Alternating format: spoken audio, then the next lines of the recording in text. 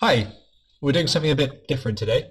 I recently joined a local chess club, which is the Øbro Chess Club in central Copenhagen, and we played a club match today against Nørrebro. Now, this is my first club match. It's not so highly rated, but it was a very exciting game. 2 hours each way, time control.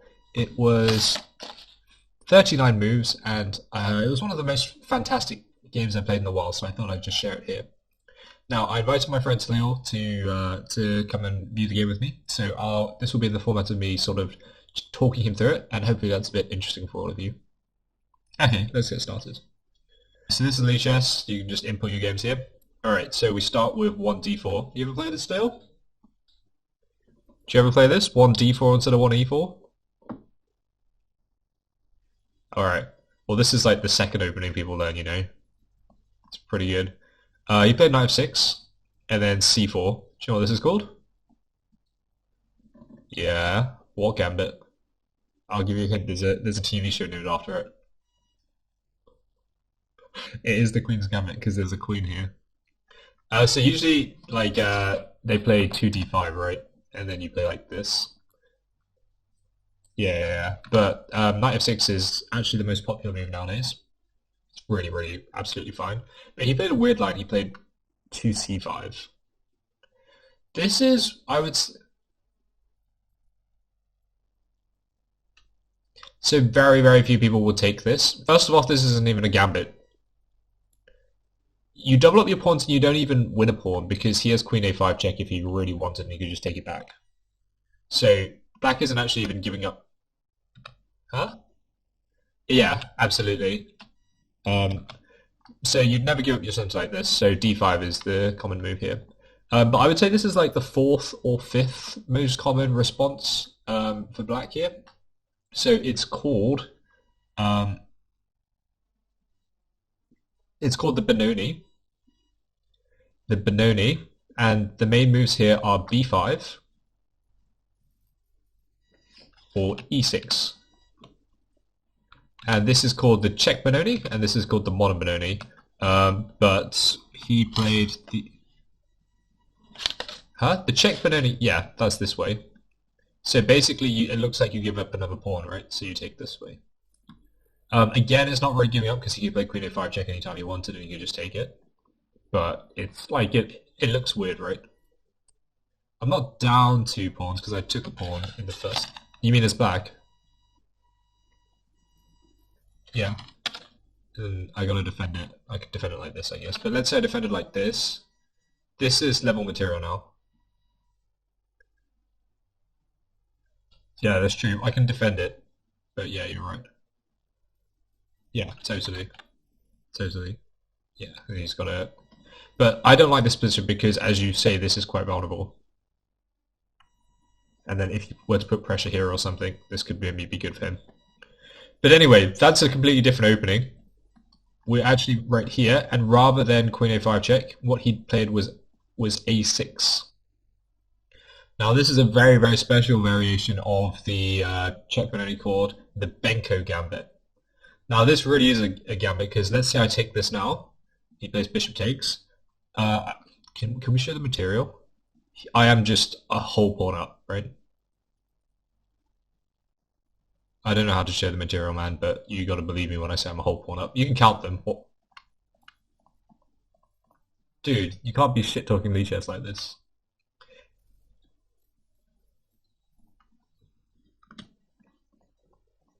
It's alright, man. Anyway, you could just count the pawns, right? I got 1, 2, 3, 4, 5, 6, 7, and he's got 1, 2, 3, 4, 5, 6.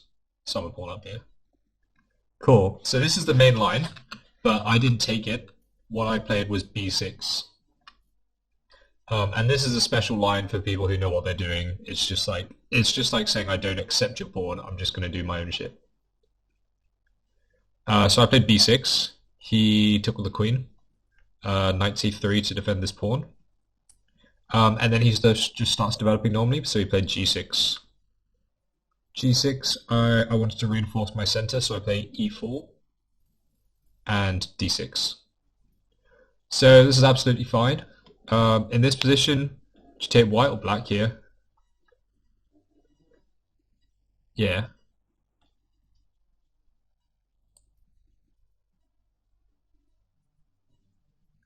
I'll play one more move on the board. I have bishop c4 as well, and bishop g7. Yeah, I'll go.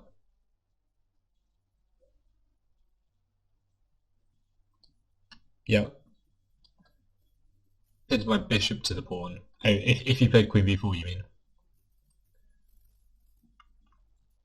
Yeah, yeah, yeah.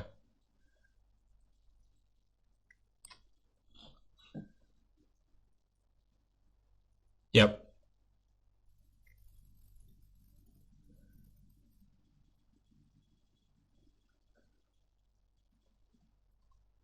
White square. Yep, this one.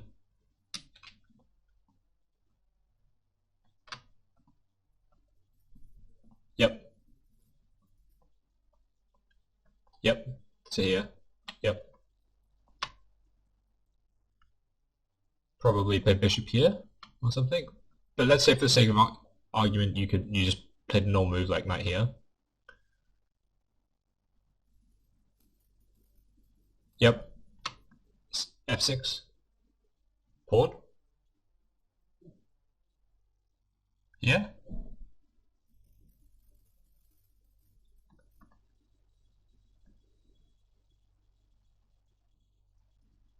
Yeah. Yeah. So actually you can just straight up take this pawn when this is pinned. Because white can't capture back.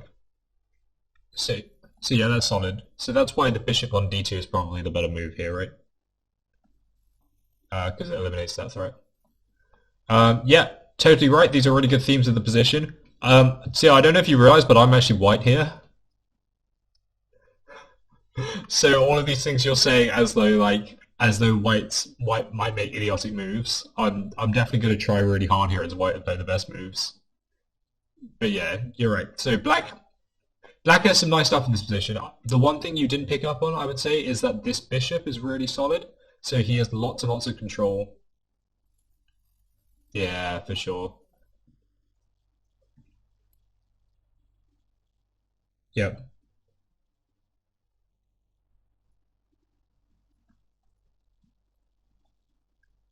Yep. Yep. I agree with that. So yeah, solid stuff for black right now. So I'm kind of concerned about this bishop. So lots of my players are going to be trying to limit how far it can move. And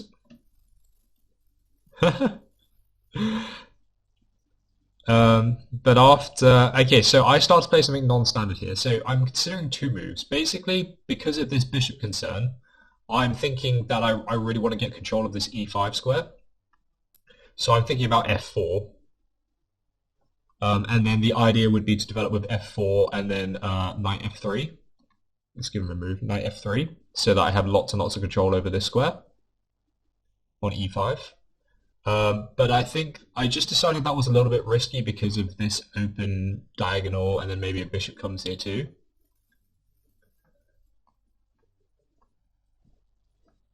Yeah, only because my bishop's in the way, right? But he could try and like bait it out somehow. It's just not the most secure thing ever to have to commit a piece here. But yeah, you're right about the bishop being slightly more possible. So this was the plan, and this is the way I usually play. But I thought I was going to try something new today. So I went for knight g e2, slightly more passive. But the idea was to come around this way with the knight. This is usually quite acceptable, but it's not my usual style. He castled. And I thought he's looking really, really happy with himself. So I decided I'm going to play something really, really risky and just like completely go off book. So you know how there's books of chess and people study their openings loads?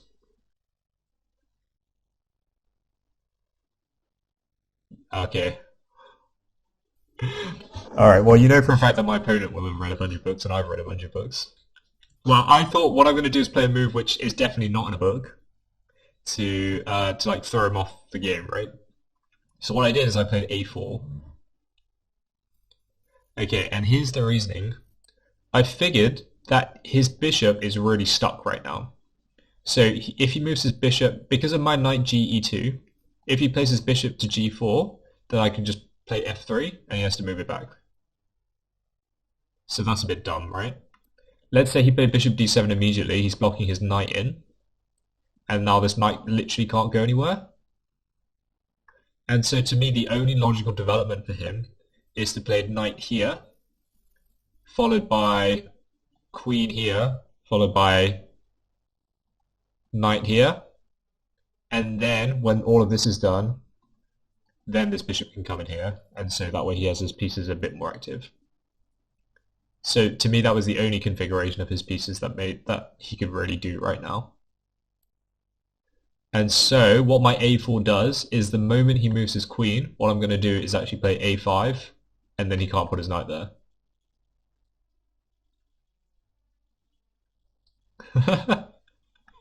So it's all this kind of sneaky stuff. This is what we call in the business a premonition move. It's like suspecting that something is I'm not guiding him. I'm predicting that he's going to do something, and so I'm making a move in advance in order to save time later. So he plays knight d7 as expected, and then I played. Oh, so to knight d7 I have to play f4 because otherwise he takes this square here in the center. So f4 just stops that, and if he played knight e5 he'd be keying my bishop, so I actually have to play it before he gets his knight to the square. So knight bd7, f4, and then he played queen c7 as suspected, and so immediately a5 stops this knight coming in. So I thought this is all working out quite nicely. I predicted what he's going to do. Yeah, I did. But this is a 4-hour game, man. This was a real slog, but you'll see, man. But it was basically me. I just sat down and thought really, really hard during the game. I wanted to take it slow and make sure I played really, really accurately. Nah, this is a match between Øbro Chess Club, which means the West Borough, and Nørrebro Chess Club, which means the North Borough. That's right, man. So a5 played. He played rook b8, sort of hitting here, but not really. I didn't really care about this move. What he's trying to do, I guess, is make sure I can't develop my bishop, because the moment I move my bishop, he takes this pawn, obviously. Oh, the other reason I played a4, right, is a really sneaky one. Let's say bit here. What I want to do is develop the bishop to e3. And now, Taylor, what would you play as black? Yeah. Yeah, exactly. So that's the trap I laid by a4. So with queen takes pawn, now I can play rook b1. Well, is it totally stuck? Have you got here? And then rook b3. And now you're stuck. Whereas if I played bishop e3 earlier and you took, and then you went to a3, you can actually play queen a5 here. You can't take the pawn because the knight's still defending, but you can play queen a5 and then you can escape that way. So what a4 does is it actually traps you in. Where was the line? a4, this one here, with b3, it actually traps you in here because you can't escape through the pawn anymore. So there's a little bit of a bait. Anyway, that didn't happen. He played rook b8, as you know. So after rook b8, I played queen d3. Try to remember what my thinking was. Oh, I remember. So what I thought is he's really, really squashed here with his pieces, and he's just trying to do whatever he feels, whatever he can. And so what I thought is I would just like annoy him. And so by playing his rook here, he stopped defending this pawn, right? So I thought I'd just develop my queen and attack his pawn. Why not? Do you see how I now have two pieces hitting this pawn? Like, he's got nothing to do, so he's just trying to make the most of it. So why don't I just improve my queen's position and piss him off?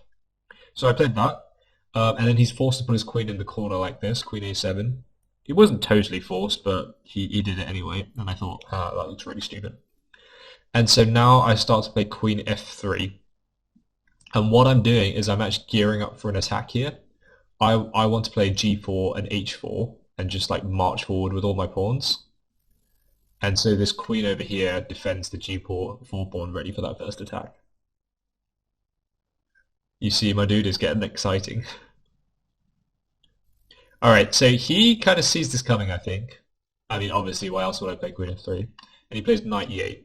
He just backs off.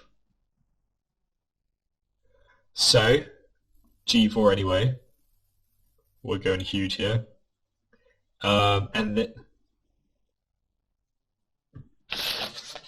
Yeah, but I didn't know he was going to play knight E8, did I?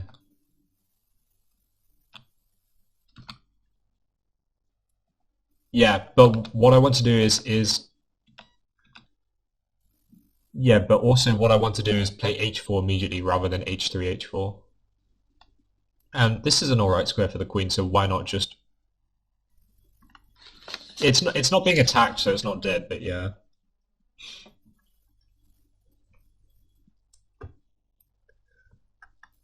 Yeah. That's right, yeah. Absolutely. So this queen, and then he moves his knight. But yeah. Okay, knight e8, g4. And then he played... Oh yeah, so then he surprised me. So this was his first aggressive move of the game. He played rook b4. And I blundered here. This is probably the only mistake I made in the game. The knight? No. So I made a mistake. So obviously I can see he's attacking my bishop, and it's really just fine to just back off here. Or even what I could have played is b3, because this bishop is defending the knight. This is a little bit weak, obviously, but I have to move my rook next move. But instead of all of that, what I actually decided to play was I wanted to just, again, annoy him and be like, you're trying to make a play here, and I'm just going to shut you down. And so what I actually played was rook a4. And the idea of this move is just to make the rook look really stupid, because the rook's sole purpose was to attack this bishop. And what I'm doing here is I'm saying, I'm going to put my rook in an even better position than yours, and I'm going to make your rook look silly because I'm going to pressure here now, so you have to either move back or you're going to take my rook, and you've got to make that decision. And so I thought I was being really fancy here. And I thought it'd be funny. So I played this. The problem with this move, I don't expect you to catch this still, but I actually lose a pawn here.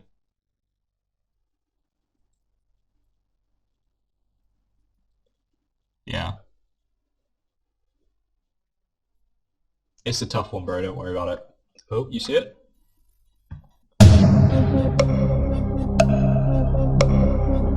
This is my 30-second timer.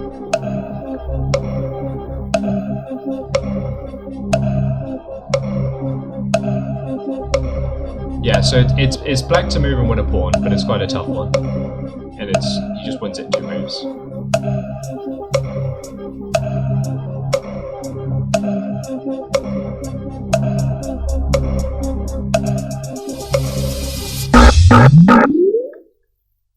Yeah, out of time, my friend. You ready? So the rook takes rook principle is good. Here, which pawns are vulnerable? So it's not this one, as you pointed out, because this is defended twice. These are all defended. So the only one which can be taken is this one over here. And so if you attack this, you're threatening it now, but I can just put my bishop in the way. So what you actually do is you attack it before you take the rook. So if you play queen c7 now, there is actually nothing that I can do to stop you taking this pawn. So let's say I play bishop d2 now, you take this pawn instead. And let's say you just do something else, then you take, and then you take this pawn.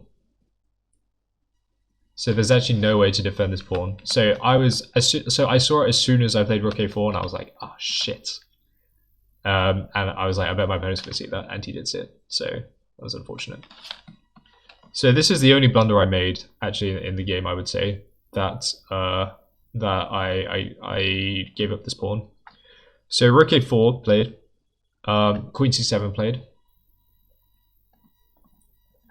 So you can't play bishop d2 as I just said, because he takes the b2 pawn. So in fact b3 is probably the only move here. But still, you asked me why the game was so long. Upon realizing that I was giving up a pawn here, I basically sat for 40 minutes straight and was like, okay, I'm losing a pawn. how do I turn this into something good for me? And so during this 40 minutes, I'd say I calculated maybe 12 or 13 moves ahead as to how, like, after the pawn gets taken, how do I attack? And so then the next 12 moves were like a breeze for me. So you ready? So he starts off, so b3, as I said. I won this game, man. But it's an exciting one, as you'll see in a second. b3, takes an a4. So knight takes, and then after queen takes check, you put your bishop in the way, and then he has to move back. And so now this gives me a free move that I can start my attack.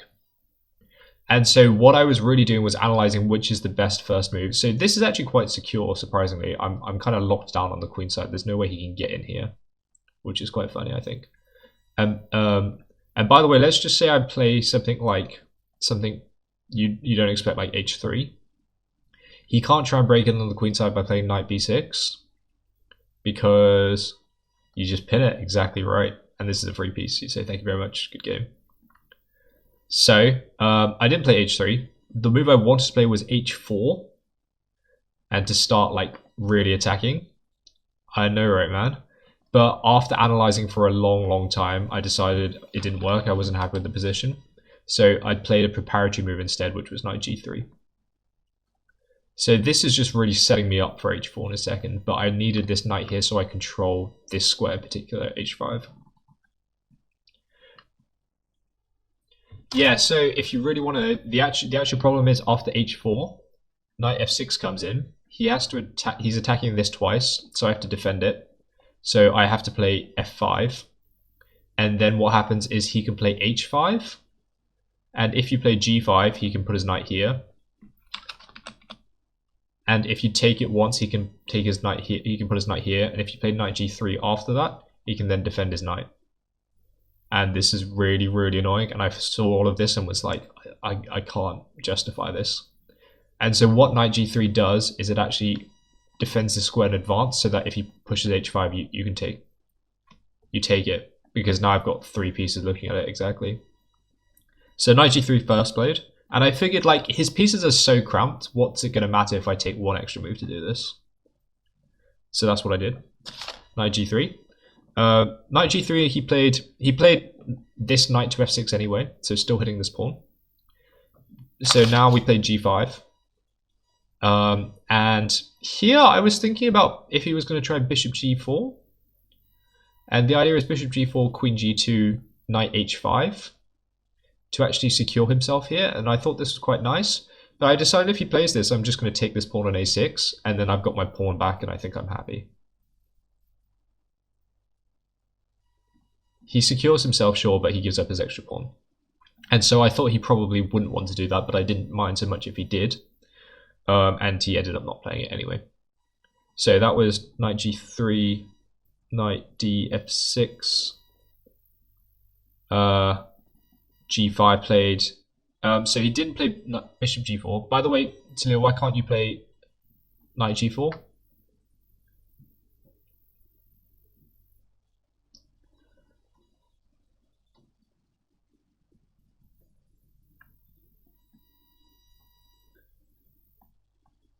Free pawn, yeah. Fam, you called Talia? You called Talia? No. You're wrong anyway, man. So there's actually something even better to Leo if you can spot it. Even better than that, because that's only a free pawn.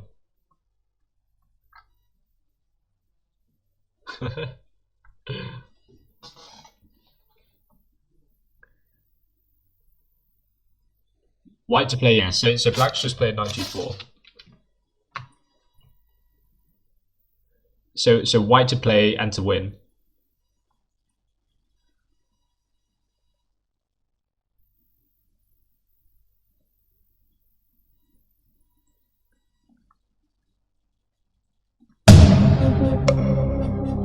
Nice! Yeah, so just simply pawn h3, and then this knight here is trapped.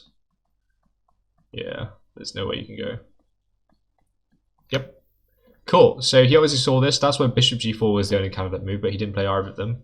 He just went back, and I was like, alright bro, I'm gonna start attacking here, man. They do indeed. So that was so that is how I play it. I just take all the space, and then I'm very, very careful to make sure he doesn't get any entry points. And then I just go for like a slow crushing attack. That was how I went for this game. It's quite a common theme across my games, to be honest. So h4 played. So this is why it's exciting, man. Look at all of these pawns, and my king is right in the center of the board, not castled, just big balls. Yeah, just sits there.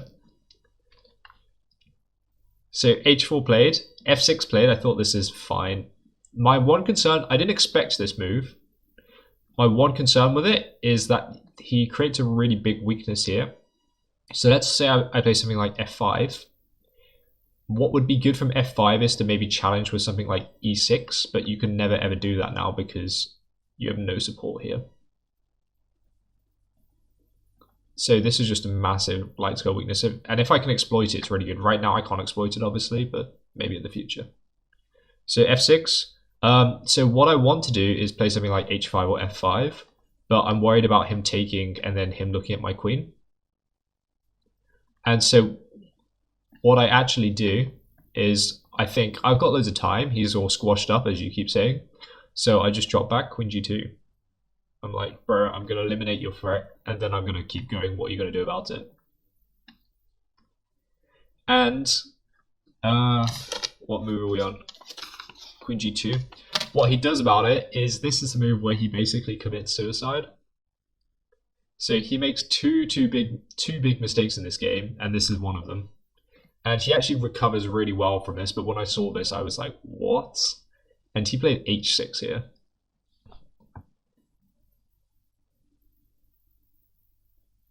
h6.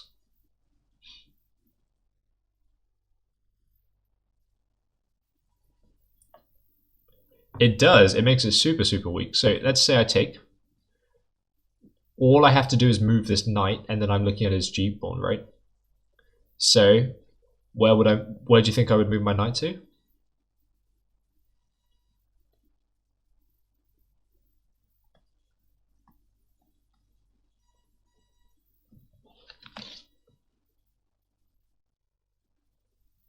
Damn right, Talil, you've owned it. So where do we go, here or here? f5, man. Look how good this move is. So you're hitting the bishop, you're hitting the pawn, and you're hitting this pawn. But you're hitting, yeah, exactly. You're hitting three pieces at once. Exactly. I was like, dude, h6 is a suicide move. Why did you just commit suicide like that, man? So I was like, there's no way this guy just played this, right? So I just almost immediately took it. And then he it took a long time, but he basically just went, oh shit, and he dropped back his bishop here instead. So I was like, fair enough, bro, but now doesn't this look really stupid? Totally. So I got knight f5, so I'm not hitting h6 anymore, but I am doing this. You're right. So he played. Yep. So he has king f7 or king h7 here. Out of the two, he played king h7. And I was like, so I was looking at h5. I'm actually curious to see the engine move here. So it thinks rook g1, which is, so I had three candidate moves here. One was rook g1, one was h5, and one was knight takes e7. But with either rook g1 or h5, I was worried about rook g8. It's not incredible. It's not saving his life, but I thought knight takes e7 is just simpler in order to, to make sure that he didn't take this. Oh, I was also low on time by this point. I only had 20 minutes left on the clock after thinking for so long, so I played a little bit quicker. So knight takes e7 played, and he came up with an amazing defensive move, which I just full on didn't see here. He actually played knight e5. This was totally unexpected. And the idea is if you take this knight, then he takes my knight here. So f5. Again, he can take this knight. So this is just... this knight is defending. Yeah, so you've actually lost a whole knight there. So this is probably one of the worst moves you could play in this position. But Nice idea, Tlil.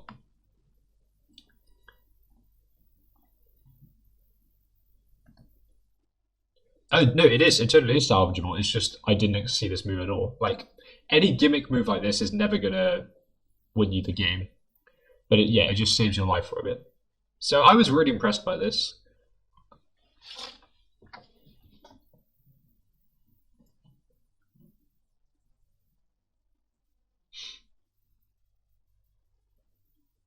What were you thinking?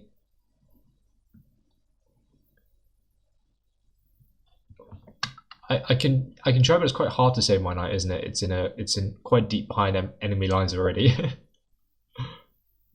Yeah. So yeah, that's actually what I did. I took this bishop here, and he took this bishop here.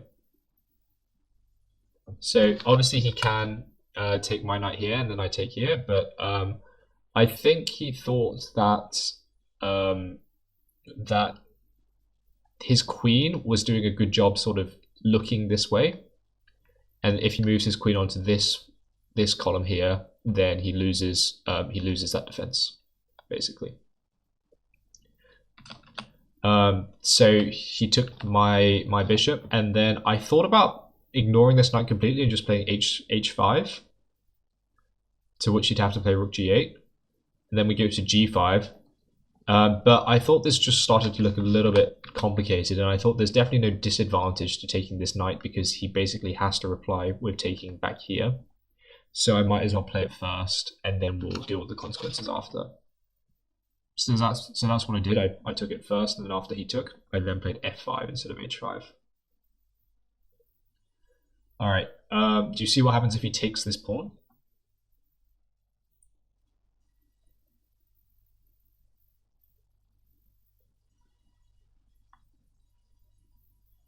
So moving your pawn is pretty good, but it's not the best because he can actually play rook g8 here. And then you're attacked and you can't check him or anything. Yep. So obviously he can't, I'm not taking back because then he just takes back with the queen. And then he's really, really well defending himself. But you're right that there is some sort of in-between move here, which is an attack.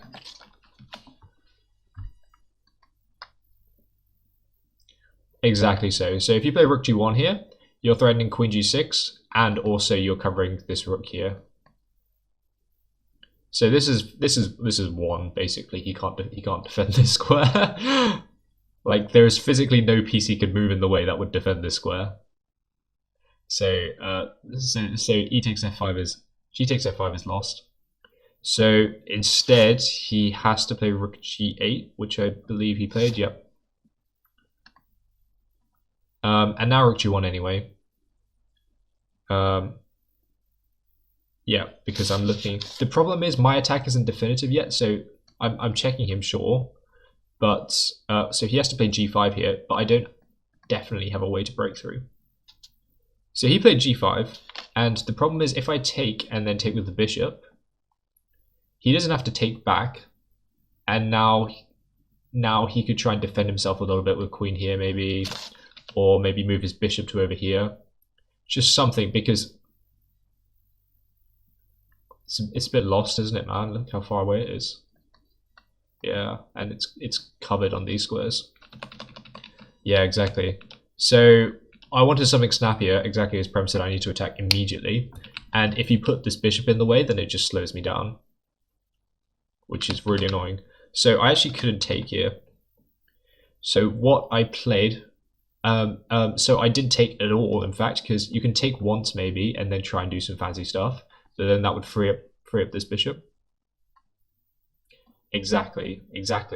Yeah, I let his pawn say this, and this bishop over here has still no squares.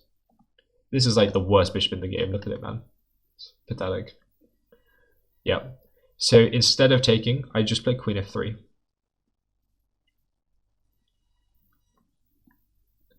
Then we actually, with this one.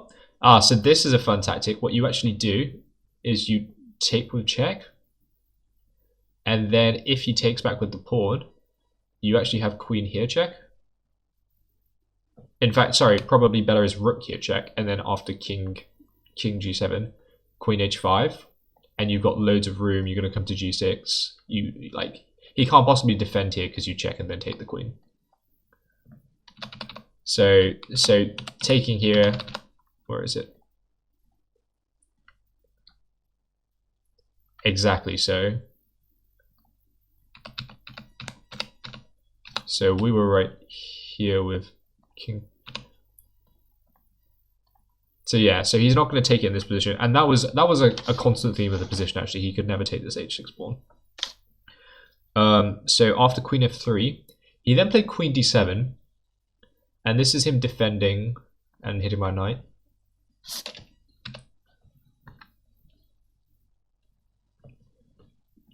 So this pawn is covering g6 right now. So yeah, I think he should have tried to get this knight into play, but maybe he thought it was covering this square.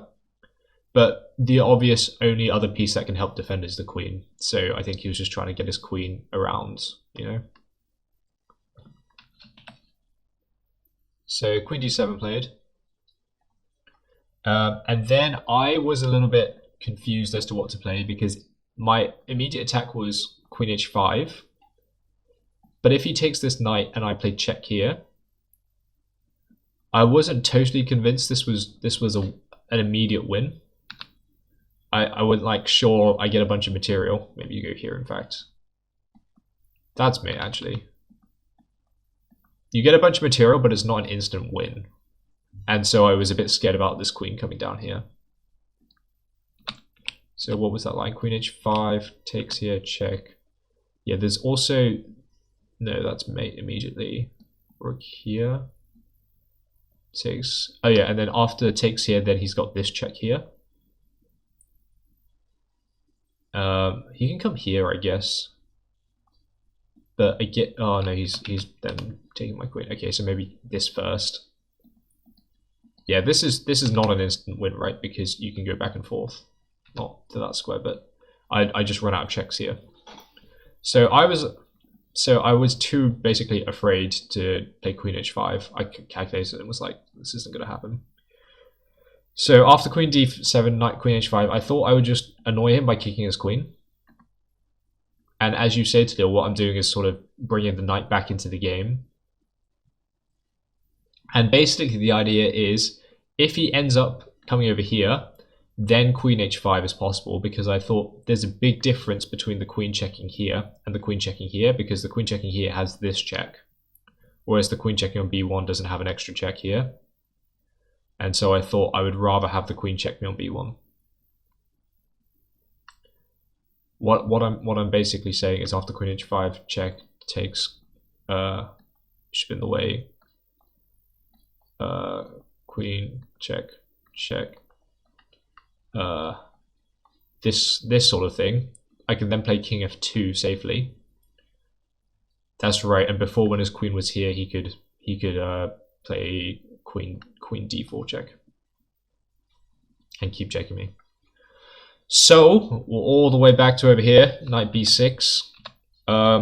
He actually played queen e7, which I thought was interesting.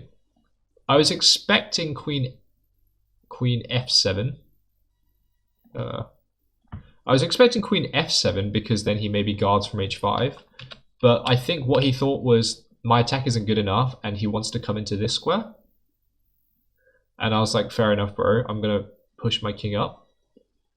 And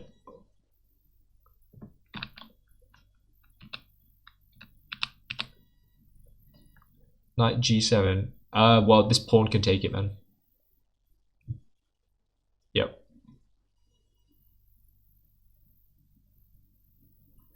So what he's actually... Yeah, what he's trying to do actually is, when I play queen h5, he wants to take this pawn with check. Which I thought is fair, but then I thought, again, he's still cramped and I got lots of time, so I'm going to march my king up to over here. He then played a5, and I was like, you're running out of things to do here, man. And I think the idea was, after bishop a5, he thought queen a7 could work, because I can't defend both this bishop and this knight. But actually here after queen a7, I would play queen h5. And then if he takes here, I would check again. And I thought this is totally solid. So I'm really happy with this position. So instead, I took, he didn't play queen a7. He played queen, wait, what?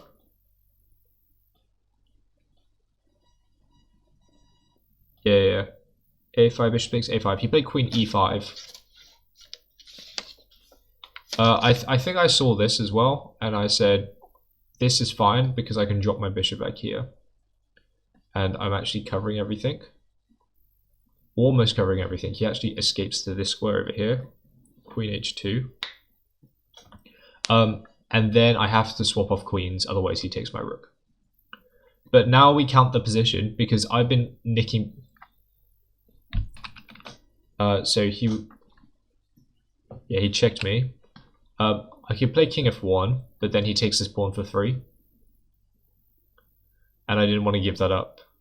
Is this for free actually? Can I just... No, he is queen f4. Never mind. Yeah.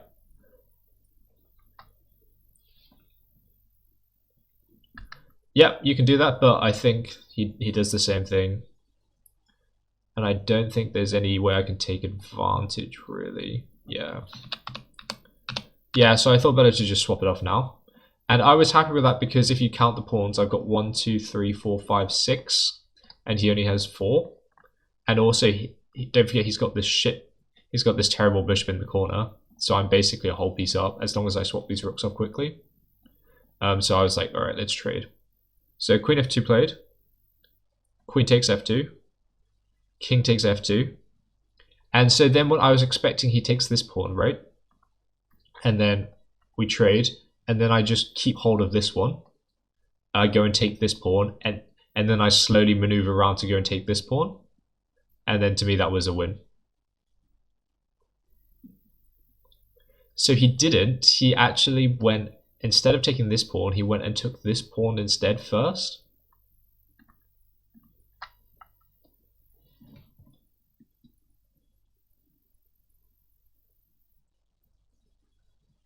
Well, this is a puzzle. So I actually win straight out here. So let's start off. If you take here, check. Pawn check.